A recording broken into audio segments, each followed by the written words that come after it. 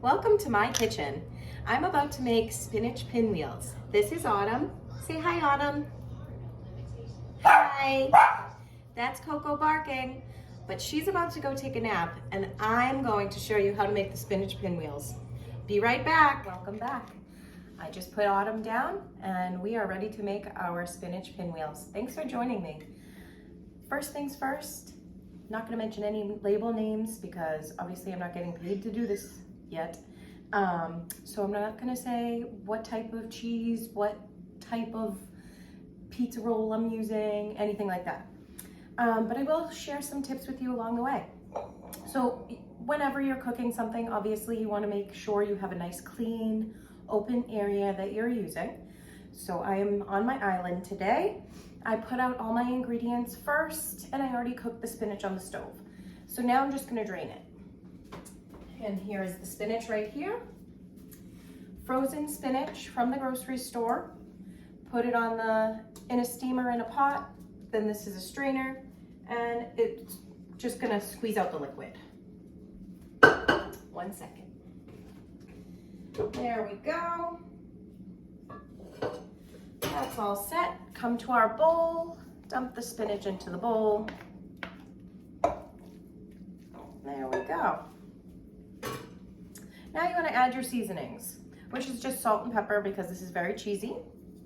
A little bit of salt, not too much because the cheese has some salt, some pepper, and just mix it around.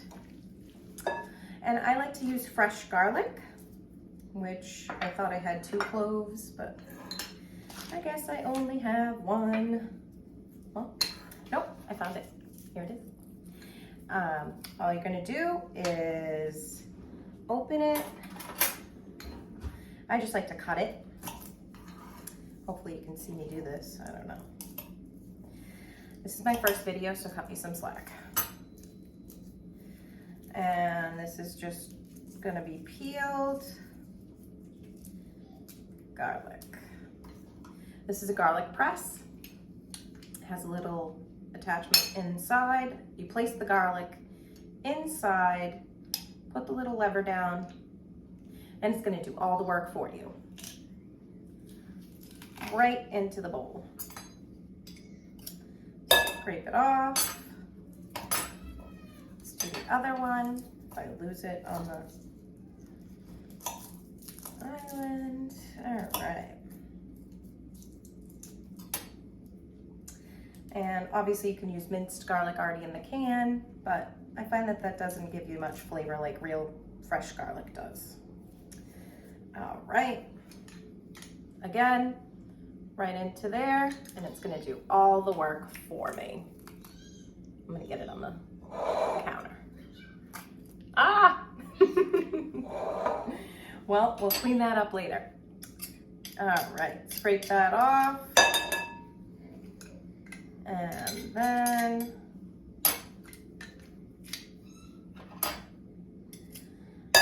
that's good. Now, this is made of stainless steel, and if you smell your hands, they're gonna smell like garlic. Just rub your hands all over this garlic press. And the stainless steel, or if you don't have one of these, use a stainless steel spoon. Just grab your hands, your fingertips, and rub it all over, and it'll transfer to stainless steel. No more garlic smell.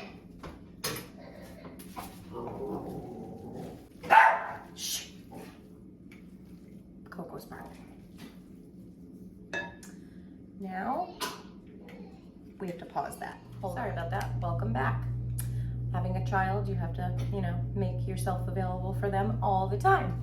So now we have the garlic in, we have the salt and pepper. Now we're gonna add our cream cheese. Oops, it falls on the counter. The counter's clean. We're gonna put the cream cheese in. I'm gonna say about half an 8-ounce block of cream cheese. And it helps if it's room temperature. I didn't really have much time beforehand, so I didn't have it room temperature, but that's okay. It'll melt, it'll mix in there. Because the best tool are your hands. So then we're gonna add a little bit of feta cheese. I'm not gonna use this whole half cup. I just measured out some Mix that in there.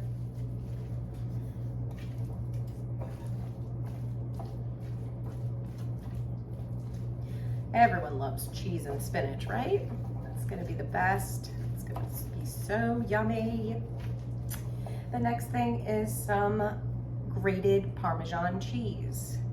I used about 1/4 of a cup, and then you save a little bit from the cup for the top of it, or if you want to add the whole 1/4 of a cup, that's fine too. There's no such thing as too much cheese.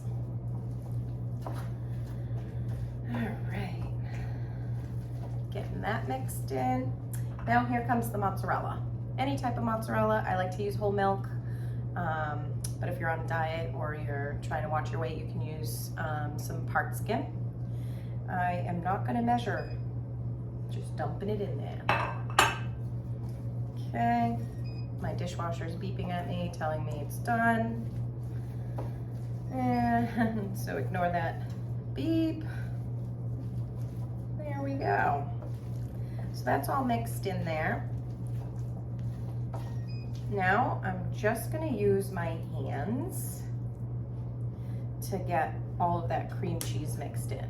Don't be afraid. I still have my rings on, but it's fine. It's all good in the hood. All right. So now it's all just mixed up, all the cheese and all of the spinach. You should be able to like make it a little ball. That's your perfect consistency. Hold on, I'm just gonna wash my hands. Okay, now that that's all mixed, the hardest part of this is getting the mixture into the dough that we're using. I'm just using your classic pop tube roll. Everyone could find at the grocery store. You could use frozen pizza dough, you could use fresh pizza dough, you could, anything, really. You can make your own, but I'm skipping any steps like that and just using a pop tube. My favorite part. Doesn't scare me. All right. Now, this is the one with the creases that help you make little triangles, but we're gonna ignore all those creases and we're just gonna roll it out. Hold on one second while I, all right. So we have our crescent roll dough. We have our dough. And see all the creases? You're gonna see a little bit of the creases. Try to smush that dough back together. Dough is very forgiving, so you should be able to do this. You don't need a rolling pin, you don't need flour, nada. Just your hands. Might be a little sticky, but that's okay. All right.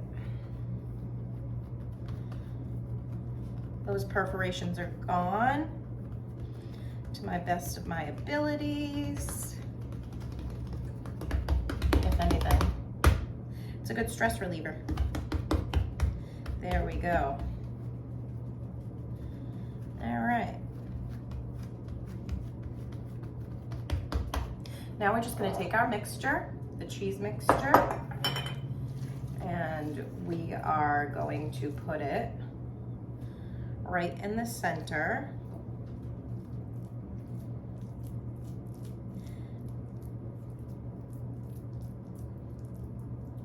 Like so.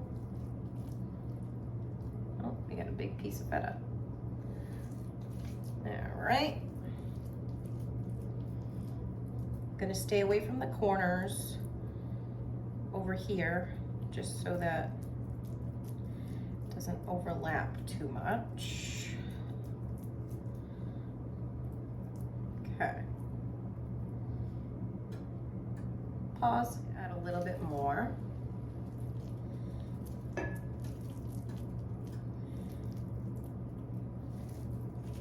Okay, and I bought a few more packages of dough so that I can do more of this. So if you have extra,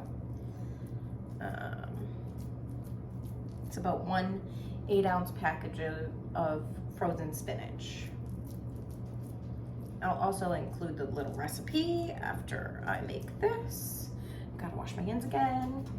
I did get out, I was gonna refrigerate the dough, but it seems to be okay because it is cold in Massachusetts, so it might be a little bit colder or easier for the dough to be pliable. So you're gonna take a serrated knife and you're just gonna cut about 2-inch pinwheels. Looks like that in the center with all your goodness that you're gonna put on your baking sheet. Just like that. And you're gonna continue down about here. And if you start to lose it, just press it down. These are gonna be so good. Look how adorable already. And if you start to notice that there's buildup on your knife, just use your bowl. Scrape it off so you get a cleaner edge. It's starting to tear the dough, but it's okay. There we go.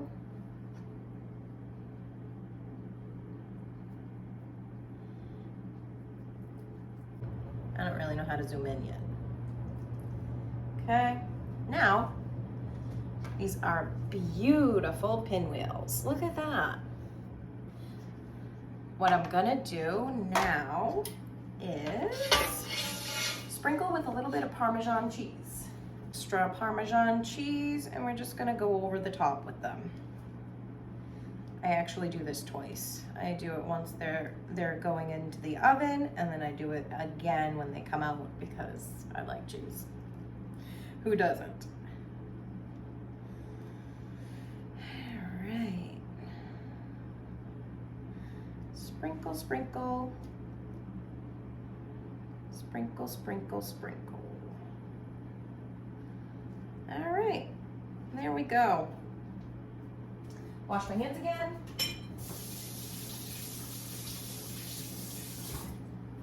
Now, they go into the oven at 350 for about, I'm gonna say 25 minutes, but you won't be here for that part. I'll just edit that. Right into the oven.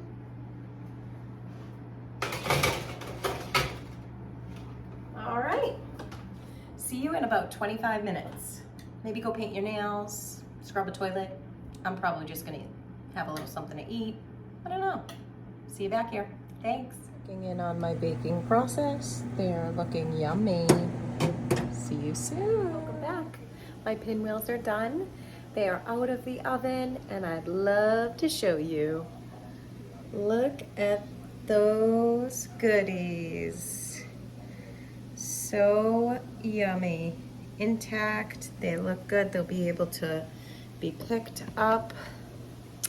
Now what I do is we will come over and grab my Parmesan cheese, and we're just gonna sprinkle it over. Just a tiny bit over them, because who doesn't love more cheese? Shh, Coco.